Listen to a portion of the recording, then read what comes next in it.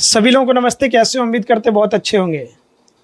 अभी हमारे साथ आप लोग देख सकते हैं कि जीतू तिवारी जी मौजूद हैं, जो कि भारतीय जनता पार्टी छिबरा मऊ से तैयारी कर रहे हैं और कहीं ना कहीं ऐसा माना जा रहा है कि टिकट के लिए दावेदारी लग रही है मजबूत स्थिति में। यहाँ की जो विधायिका हैं, जो अर्चना पांडे जी हैं, और छिबरा मऊ विधानसभा की बात करी जाए तो कहीं ना कहीं ऐसा माना जाता है कि कन्नौज के अंदर छिबरा मऊ, जो ऐसा भी कह सकते हैं कि कन्नौज की दिलों की धड़कन है छिबरा मऊ।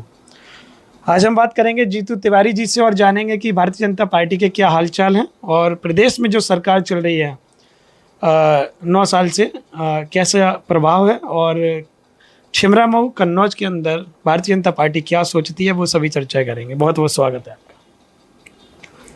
धन्यवाद भाई। सर्वप्रथम मैं आपका और आपकी टीम का छिबरा मऊ की धरती पर स्वागत करता हूं, और वाकई में आप जो मेहनत कर रहे हैं, मैं आपका चैनल देखता हूं कि आप पूरे प्रदेश की सारी विधानसभाओं में जाने का प्रयास कर रहे हैं और जनता की नब्ज टटोलने का प्रयास कर रहे हैं। आप बहुत मेहनत करें, उसके लिए आप बधाई के पात्र हैं। बहुत बहुत धन्यवाद सर। सवालों को स्टार्ट कर लेते हैं। कन्नौज की बात करी है तो इत्र की नगरी बोला जाता है जी। परफ्यूम बहुत ज़्यादा होता है जी। तो राजनीति में अगर बात करी जाए तो राजनीति में किसका बोलबाला रहा है? अभी तो भारतीय जनता पार्टी का है। राजनीति में ये समाजवादी गढ़ कहा जाता था पहले, लेकिन 2014 से जब से इस देश की गद्दी को माननीय देश के प्रधानमंत्री श्री नरेंद्र मोदी जी ने संभाली है, तब से ये गद्दी जो समाजवादी पार्टी की वो छिनती हुई नज़र आ रही है। और आप देख रहे हैं कि वर्तमान की स्थिति में यहाँ पर हम लोगों ने समाजवादी पार्टी को उखाड़ कर फेंक दिया है, और विधानसभा हम लोग तीनों जीते हैं। लोकसभा भी पिछली बार हम लोगों ने माननीय सुब्रत पाठक जी को सांसद बनाया था। उसके बाद हमारा जिला पंचायत अध्यक्ष भी है, सारे ब्लॉक के सारे ब्लॉक प्रमुख हैं, नीचे स्तर तक हम लोगों ने भारतीय जनता का परचम फहराया है। सभी जगह भारतीय जनता पार्टी का दबदबा। जी जी। अच्छा, एक चीज़ और करी जाए, बात करी जाए तो 2024 में अखिलेश यादव जी आपके यहाँ के सांसद बने हैं, क्या उससे फ़र्क पड़ेगा 27 में? बहुत ज़्यादा फ़र्क नहीं पड़ेगा। वो तो पूरा प्रदेश की जनता जानती है कि अखिलेश यादव जी या जो भी विरोधी दल हैं, किन अफवाहों से उन्होंने झूठ के सहारा से सीटें अर्जित कर ली थी। अब वो झूठ नहीं ज़्यादा चलेगा। वो झूठ। अच्छा, क्या झूठ उन्होंने बोला है? उन्होंने लोगों को समझाने का प्रयास किया, एससी समाज के लोगों को प्रयास किया, बैकवर्ड समाज के लोगों को समझाने का झूठा प्रयास किया कि आपका संविधान बदल दिया जाएगा। ये लोग 400 सीटें मांग रहे हैं।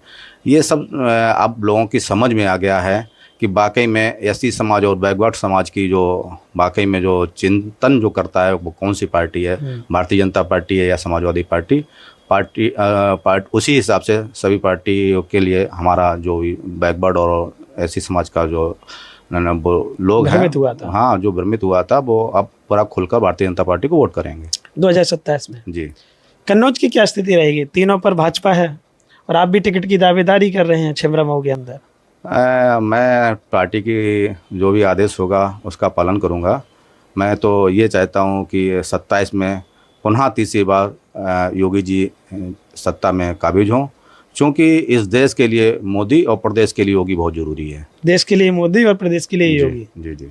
कन्नौज की क्या स्थिति रहेगी तीनों विधानसभाओं पर? तीनों विधानसभाओं भारतीय जनता पार्टी पुनः विजय पताका फहराएगी। अच्छा, आपकी तैयारियां कैसी चल रही हैं छिबरा मऊ के अंदर? हमारी तैयारियाँ ठीक चल रही हैं। मैं तो बस योगी जी को पुनः तीसरी बार मुख्यमंत्री के रूप में देखने के लिए गांव-गांव जा रहा हूं, और सारे जनता से बस यही अपील करता हूं कि आप पुनः तीसरी बार माननीय योगी जी को मुख्यमंत्री बनाएं, और तभी यहाँ से जब हम लोग प्रदेश में भारतीय जनता पार्टी की सरकार होगी, तभी संभव होगा कि केंद्र में हम पुनः मोदी जी को स्थापित कर पाएँ। अच्छा, एक सवाल और है। छिबरा मऊ की बात करी जाए, मैंने एक पोस्ट डाली थी कि आपकी जो भी समस्याएं हैं, जो भी मुद्दे हैं, वो आप कमेंट करिएगा। मैं आपके जनप्रतिनिधि से बातचीत करूंगा, जो भारतीय जनता पार्टी से हैं या समाजवादी पार्टी से, जो भी लोग हैं उनसे बातचीत करूंगा। एक मेन सवाल आया था उसमें, मैंने कहा कि मैं आपके कन्नौज जा रहा हूं, तो कमेंट में आया कि कन्नौज जाकर क्या करेंगे, यहाँ तो लाइट ही नहीं आ रही है। ऐसा सिस्टम क्या है? नहीं, ऐसा नहीं है। लाइट यहाँ बहुत आती है, पर्याप्त लाइट आती है। आपको पता होगा खुद कि जब समाजवादी पार्टी की सरकार थी तो पूरे प्रदेश में कुछ वीआईपी ज़िले थे जिनमें कन्नौज, इटावा, मैनपुरी आजमगढ़, ऐसे कुछ 4-5 वीआईपी ज़िले थे जिनमें ही वो लाइट देते थे। बाद बाकी पूरा प्रदेश में जितने भी जनपद हैं कहीं पर भी लाइट नहीं दी जाती थी। बहुत नाम मात्र की लाइट दी जाती थी। बहुत त्राहिमाम मची हुई थी जनता के बीच में। लेकिन जब से भारतीय जनता पार्टी की सरकार बनी है तब से आप देखो हम लोगों ने सबका साथ सबका विकास की नीयत से काम किया है। समान रूप से प्रत्येक ज़िले को लाइट दी जाती है। समान रूप से जो भी हमारी जन कल्याणकारी योजनाएं होती हैं समान रूप से जनता तक उनको प्रत्येक ज़िले में पहुंचाया जाता है। अच्छा, 2027 को अगर 2027 में आपको टिकट मिलती है तो किन मुद्दों को लेकर आप चुनावी मैदान में उतरेंगे? आम जनता के बीच में क्या क्या मुद्दे लाएंगे जिससे आम जनता आपसे प्रभावित होकर आपको वोट करे? सबसे बड़ा मुद्दा यहाँ पे आप देखो हमारा कन्नौज जो जनपद है वो कृषि प्रधान है।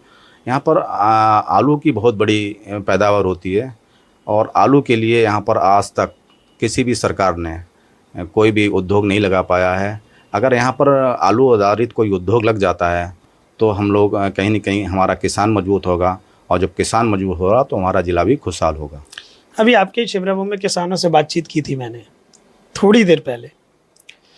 आपने आलू की बात करी तो आलू से कहीं ना कहीं आलू ने किसानों को बहुत ज़्यादा प्रभावित किया है। बहुत ज़्यादा किसानों का नुकसान हुआ है।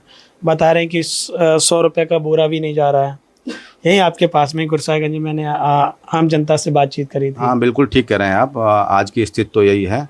अब चूंकि प्रोडक्शन बहुत होने लगा है आलू का, आप देखो कि जहाँ पहले हमारे हरदोई डिस्ट्रिक्ट में आलू नहीं होता था, बहुत सारे ऐसे जनपद थे जहाँ पे आलू नहीं होता था, लेकिन अब वहाँ पर भी आलू होने लगा है।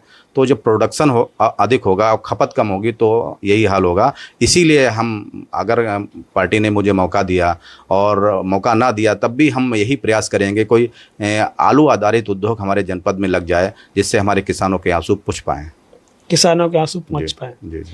अच्छा, कहीं ना कहीं ये चीज़ मानते हैं कि किसान कहीं ना कहीं समस्याओं से जूझ रहा है, किसान परेशान है, ये तो बात मानते हैं आलू को लेकर? नहीं, आलू के लेकर ही परेशान है, बाद बाकी किसान बिल्कुल भी परेशान नहीं है। आप देखो हमारे जो भी देश के यशस्वी प्रधानमंत्री जी हैं उन्होंने 2000 रुपये पेंशन देने का काम किया है, खाद मुहैया कराते हैं। मतलब किसानों के लिए बहुत राहत हमारी सरकार ने दे रही है। ये भी बताया जा रहा है, आपके किसान ने बताया कि 5 किलो कम कर दिया है यूरिया, 50 की थी 45 कम कर दिया है, लेकिन उसके लिए हम लोग प्रयास करेंगे कि जो जैसे भी यूरिया बढ़ती थी वैसे ही पुनः बांटी जाए। चलिए, तो आपने देखा हमारे साथ तिवारी जी मौजूद थे। कहीं ना कहीं जीतू जी ने ये चर्चा की है किसानों के लिए हमेशा से खड़े रहेंगे और लगातार जो भी चीज़ें हैं, जैसे कन्नौज के अंदर आलू बहुत ज़्यादा होता है पर कहीं ना कहीं उसके लिए कोई भी ऐसी चीज़ नहीं है जो आलू के जो किसान लोग हैं उनके लिए कहीं ना कहीं एक ऐसा रोज़गार मुहैया कराया जाए जिससे किसानों के आंसू पहुँचे जा सकें। जो कि अभी 100 रुपये पैकेट का आलू नहीं बिक पा रहा है, वो भी किसान वापस लेके जा रहे हैं मंडी से, अपने घर बिक नहीं पा रहा है। उसी को लेके कहीं ना कहीं जीतू जी ने कहा है कुछ ऐसा व्यापार लगाया जाए कन्नौज के अंदर जिससे किसानों के आंसू पहुँचे जाएँ। और भी जो भी मुद्दे थे, आप लोगों ने जो भी चर्चाएं करी थी, जो अभी आप लोगों ने बातें की थी, वो सभी चीज़ें मैंने आपको आपके जनप्रतिनिधि या जहाँ से जो तैयारी कर रहा है उनसे मैंने जानने की कोशिश की है। अच्छा, एक आखिरी सवाल और आप बता दीजिएगा, 2027 में भारतीय जनता पार्टी की कितनी सीटें आ सकती है 403 में से? मुझे तो लगता है नियर अबाउट 300 आनी चाहिए। 300, लेकिन टारगेट कुछ नहीं, ये पक्का है कि सरकार बनेगी। चलिए, तो देखिएगा जीतू तिवारी जी ने सरकार बनने का दावा भी किया है। कमेंट करके आपको बताइए आपको क्या लग रहा है, उत्तर प्रदेश में अगली सरकार किसकी होने वाली है? क्या योगी जी तीसरी बार आएंगे या फिर समाजवादी पार्टी या फिर बहुजन समाज पार्टी? आप लोग कमेंट करेगा। आपने कीमती समय दिया, बहुत बहुत धन्यवाद। Thank you.